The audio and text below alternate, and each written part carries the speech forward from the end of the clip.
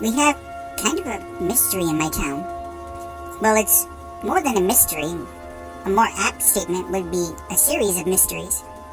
You see, there's this cove on the edge of town, and at low tide, if you go down there, there's a cave you can access. People, well, they just go missing there. It's odd, and nobody can figure out why. We've had dozens of missing people over the year, and it can't be explained. It's not as though they get lost in a large cave system, it's just one room. And it's not like they drown and are never found again and washed out to sea, as the way the cove is designed would prevent the body from being washed back out. So we would have the bodies. No, they just go into this cave and are never seen again.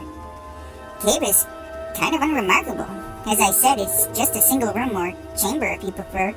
The only two things of note are a small gap at the far end, only about an inch high and a couple feet wide. It goes on for quite some distance.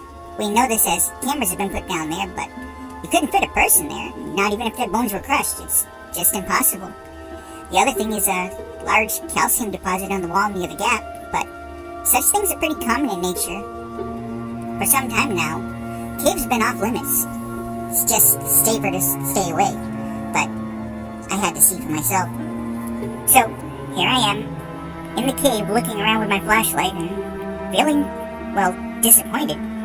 I was hoping to solve a mystery, but it would seem not.